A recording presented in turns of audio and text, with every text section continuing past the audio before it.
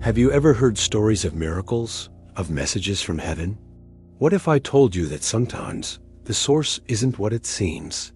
Tonight, we're delving into a chilling account where divine revelation was twisted into a terrifying deception. A story about the demon that disguised itself as the Virgin Mary.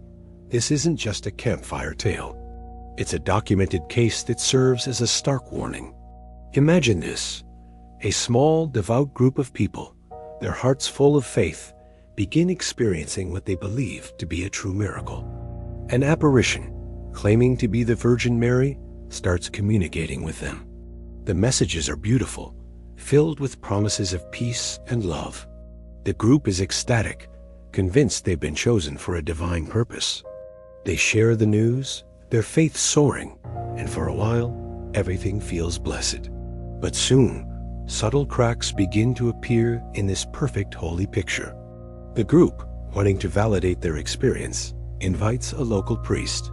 He's a man of deep faith, but also of keen intellect, trained to discern the spirits.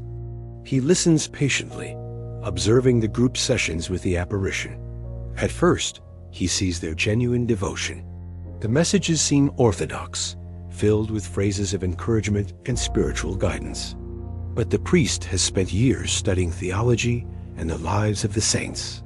He knows the patterns, the nuances of true divine encounters. And he starts to notice things that are just off. His first major red flag is a strange and persistent omission. The apparition, this supposed mother of God, speaks eloquently about love, about heaven, about faith. But it never, not once, mentions Jesus by name. It talks around him, referring to the Son, the divine child, or the Redeemer, but the name Jesus is conspicuously absent. For a priest, this is alarming.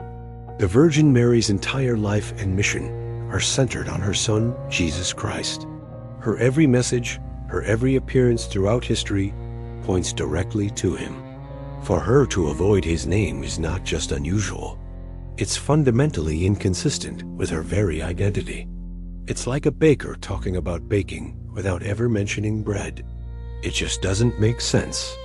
The priest decides to probe further, gently questioning the group. He asks them to specifically request the apparition to say the name of Jesus. The next time the entity appears, they do as he asks, but the being deflects. It gives excuses, saying the name is too holy to be uttered by mortals, or that its presence alone is enough. The group, still under the spell of the experience, accepts this. But for the priest, the alarm bells are now screaming. This isn't humility, it's evasion. This is a classic tactic of demonic spirits, who are recorded in exorcism texts as being unable or unwilling to utter the holy names of Jesus and Mary. As the priest's suspicion grows, he notices other disturbing phenomena. The room where the apparitions occur, once a space of peace, begins to feel heavy, oppressive. He decides to conduct a quiet experiment. Without telling the group, he begins to introduce blessed objects into the space. He brings a rosary blessed by the Pope, a small vial of holy water, and a palm frond from the previous Palm Sunday. These items, known as sacramentals, are believed to carry a blessing and offer spiritual protection. What happens next is truly bone-chilling. The beautiful, fragrant roses that someone had placed on a small altar in the corner of the room begin to wilt at an unnatural speed. Within hours, their petals turn brown and fall off. The holy water, left in a clear dish, becomes cloudy and foul-smelling overnight. But the most dramatic sign is the rosary. The priest had placed it on a side table.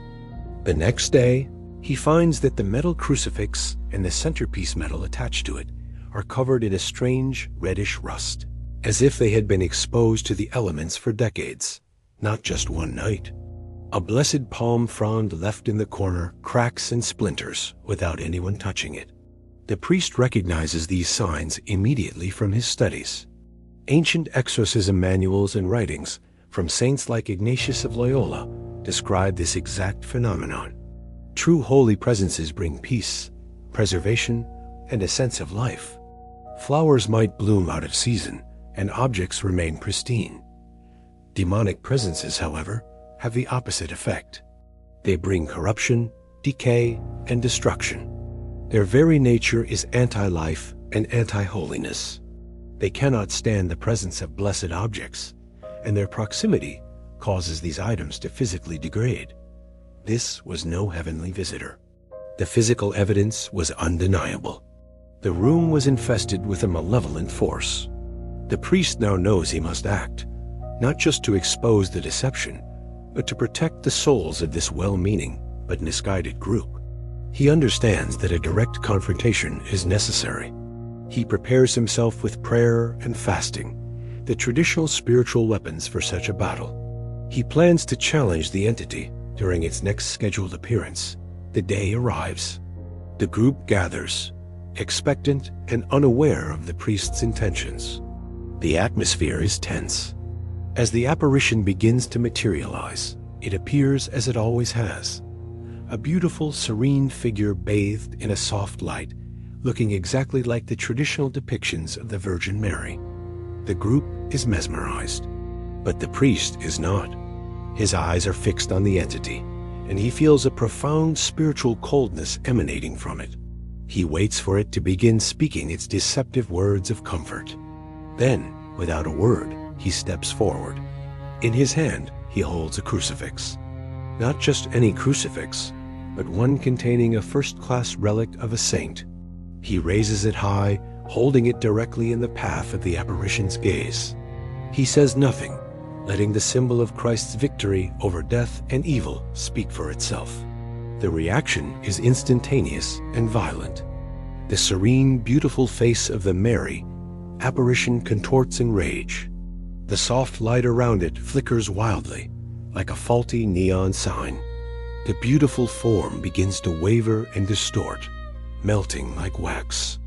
The group gasps in horror as the loving mother figure transforms before their very eyes. The image flickers between the Virgin and something else, something dark and twisted. Then, with a final, desperate surge of energy, the deception shatters completely.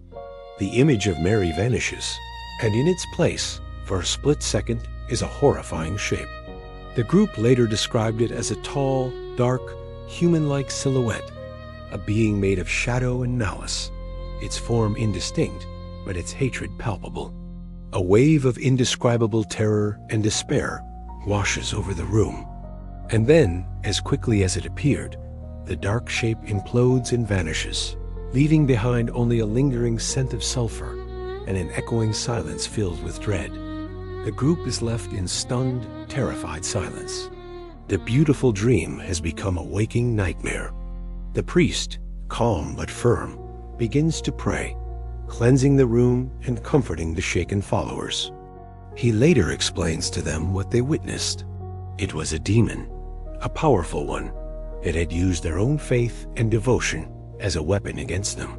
It mimicked the Virgin Mary, one of the most revered figures in Christianity, to gain their trust and slowly lead them astray with false revelations and teachings that subtly undermine the core tenets of their faith.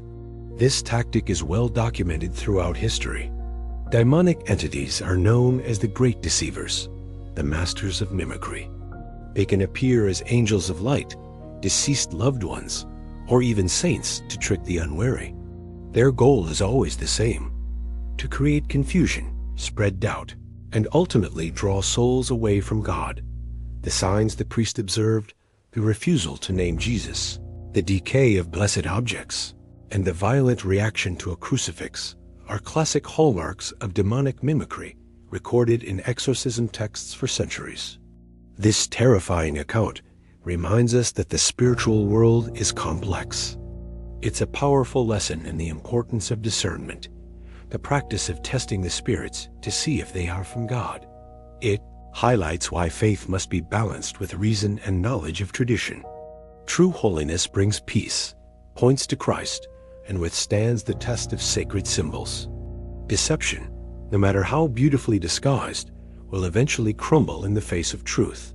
Thank you for joining me on this dive into the darker side of spiritual encounters.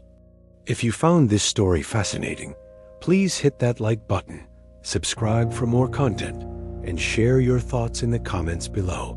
Stay curious, but more importantly, stay discerning.